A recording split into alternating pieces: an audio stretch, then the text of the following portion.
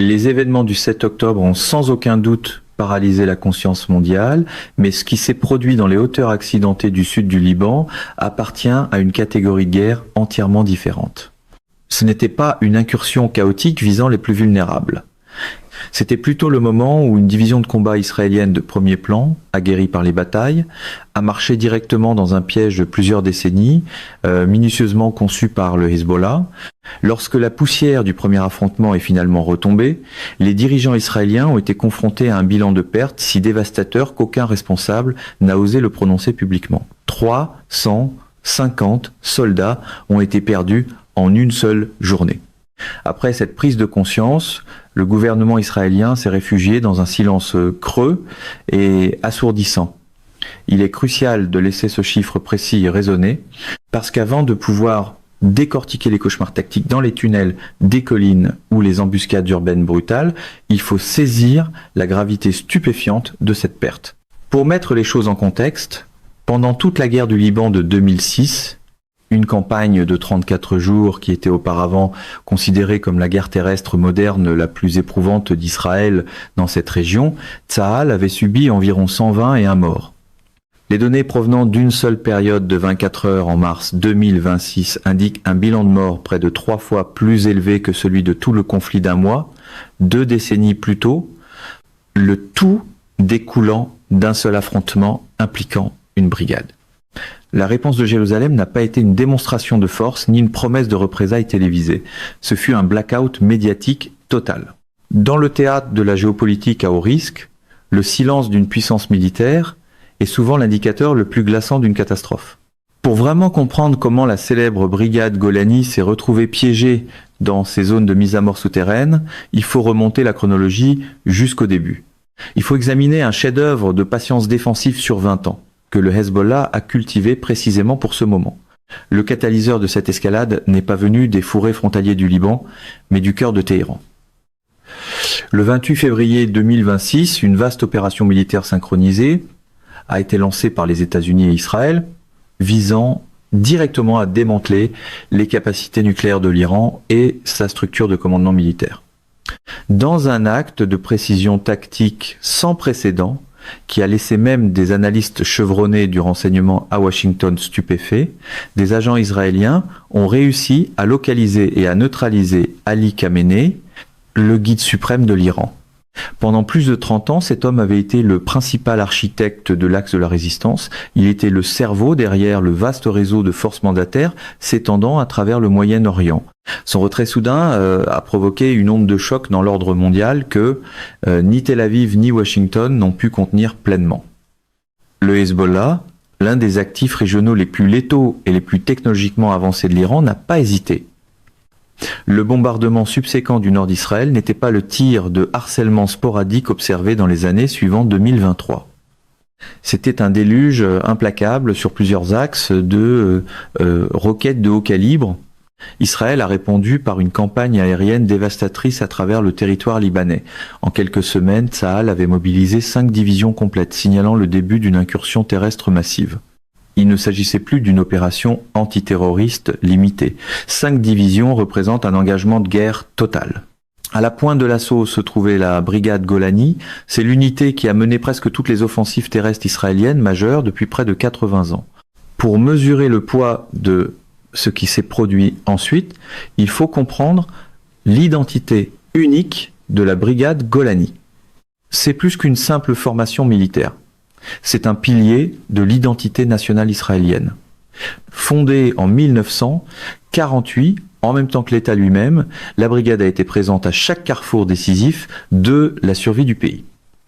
De la guerre d'indépendance et de la guerre des 6 jours à la défense désespérée de la guerre du Yom Kippour et aux invasions subséquentes du Liban, Golani a été la force d'infanterie la plus décorée de l'histoire de Tsahal.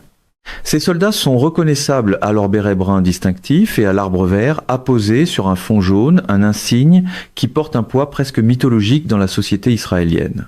Ce ne sont pas des conscrits réticents, ce sont des volontaires d'élite qui se battent pour l'honneur de l'héritage de la brigade, portant leur histoire comme une forme d'armure psychologique. Lorsque ces troupes ont traversé vers le sud du Liban en mars 2026 sous la bannière de l'opération Second Shield, le sentiment dominant au sein du haut commandement était une confiance absolue. L'hypothèse était que l'entraînement supérieur de Golani, son intégration technologique et ses décennies de savoir institutionnel démantèleraient facilement les défenses rurales du Hezbollah. Cette hypothèse s'est révélée être une erreur de calcul fatale, enracinée dans une incompréhension fondamentale de ce qui se passait sous le sol libanais depuis 20 ans. L'échec du renseignement survenu en 2026 est déjà comparé au désastre de 1973. À l'approche de la guerre du Yom Kippour, le renseignement israélien était prisonnier d'une croyance dogmatique connue sous le nom de concept. C'était le principe inébranlable selon lequel l'Égypte et la Syrie n'oseraient jamais attaquer parce qu'elles n'avaient pas les moyens de gagner. Ce biais cognitif les a amenés à ignorer une montagne de preuves des mouvements de troupes aux avertissements explicites, entraînant la crise militaire la plus désespérée de l'histoire du pays, avec 800 soldats tués dans les premiers jours. En mars 2026, l'histoire s'est répétée avec une symétrie terrifiante. Avant le lancement de l'opération Second Shield, les planificateurs militaires estimaient que la force du Hezbollah dans le secteur sud était d'environ 5000 combattants actifs. Ce chiffre de 5000 n'était pas qu'une estimation. C'était le fondement de toute la stratégie d'invasion. Il dictait l'allocation des ressources, le rythme du soutien d'artillerie et la vitesse projetée de l'avancée. Cependant, alors que la brigade Golani s'engageait dans des combats maison par maison et dans les tunnels, les rapports revenant des lignes de front ont pulvérisé cette évaluation. Le nombre réel de combattants qui les attendaient était 3 à 4 fois plus élevé que prévu, quelque part entre 15 000 et 20 000 insurgés disciplinés. À la mi-journée du premier engagement majeur, le plan d'invasion s'était effectivement désintégré, alors que les commandants sur tout le front se précipitaient pour obtenir des renforts d'urgence. La supériorité numérique du Hezbollah n'était que la moitié du problème. Le véritable cauchemar résidait dans leur positionnement. Ils n'avaient pas construit une ligne de défense traditionnelle pouvant être identifiée par satellite et rasée par des frappes aériennes.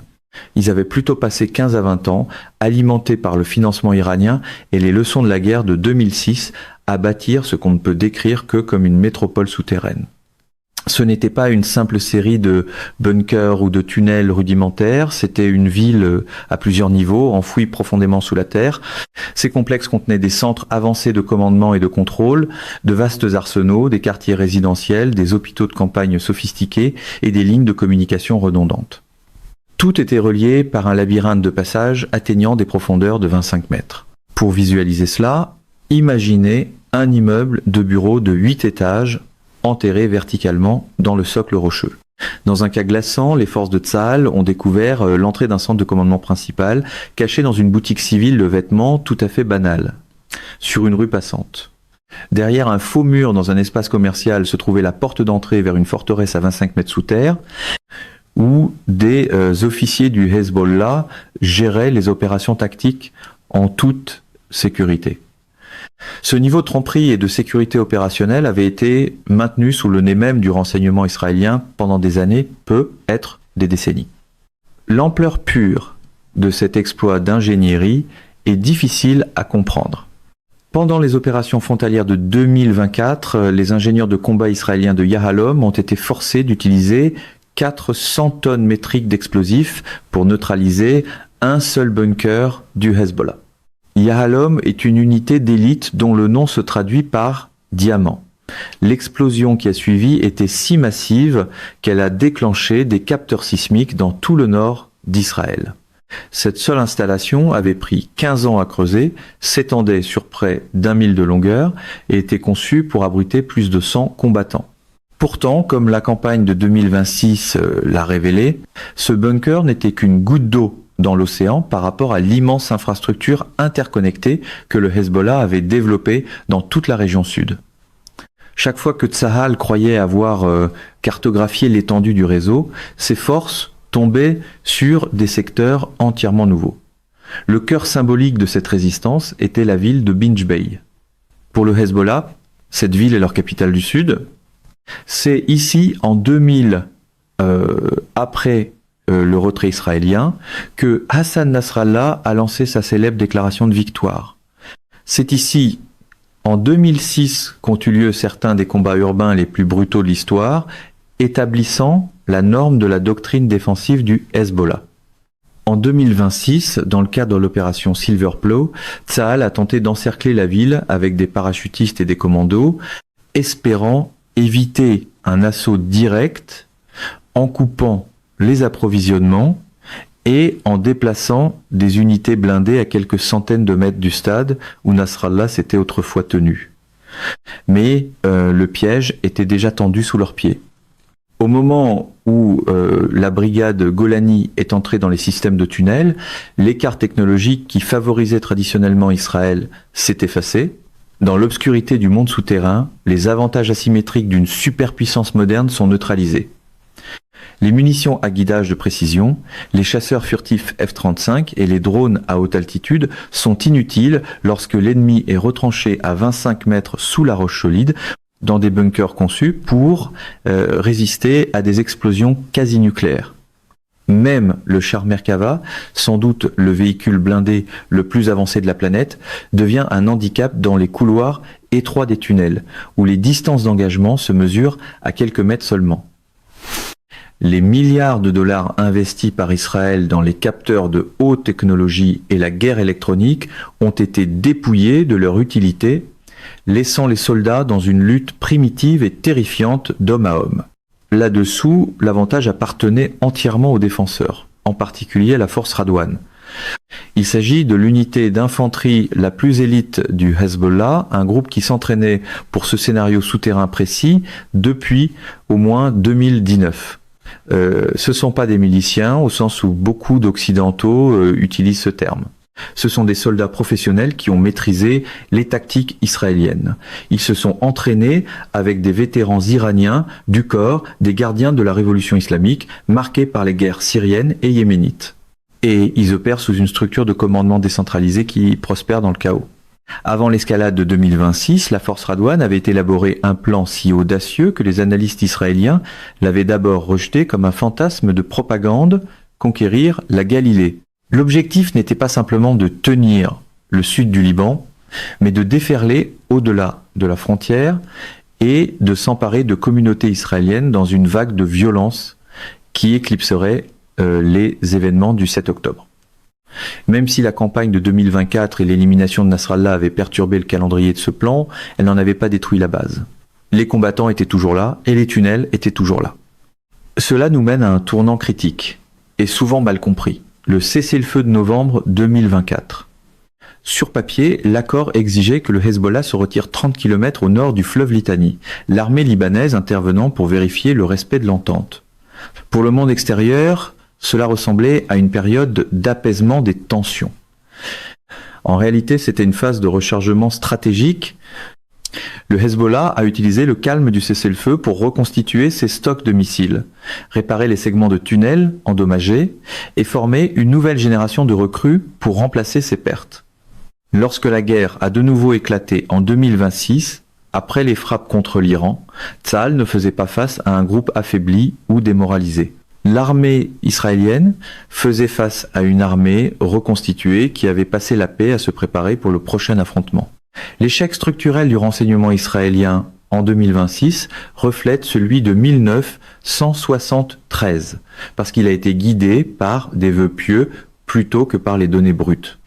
Ils voulaient croire que le Hezbollah était paralysé après 2024, alors ils ont interprété chaque élément de preuve à travers cette lentille. Quand l'analyse est adaptée au désir des planificateurs plutôt qu'à la réalité du champ de bataille, le résultat est toujours un bain de sang. Cela nous amène au 8 avril 2026, une journée gravée dans l'histoire libanaise sous le nom de Mercredi Noir.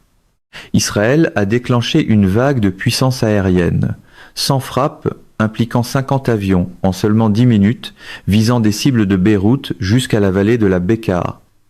Alors que Tsahal affirmait avoir neutralisé 250 militants dans une opération baptisée Eternal Darkness, les frappes ont aussi dévasté, sans avertissement, des secteurs résidentiels du centre de Beyrouth.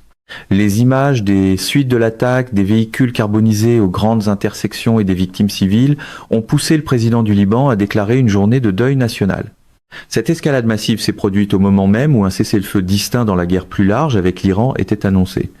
Téhéran et le Hezbollah soutenaient que la trêve devait aussi s'appliquer au front libanais, tandis qu'Israël et les États-Unis maintenaient que la campagne contre le Hezbollah était un théâtre distinct. Cette friction diplomatique a fait s'effondrer les pourparlers de paix à Islamabad et a intensifié l'impasse mondiale au moment précis où une résolution semblait possible. Malgré le succès de Tsahal dans l'élimination de 4 commandants consécutifs du secteur de Bin Jebel et dans la mort de plus de 1800 combattants, le problème central demeure. Le Hezbollah est conçu pour survivre à la perte de sa direction. Depuis 40 ans, il a construit un système où la mort d'un général n'arrête pas le peloton.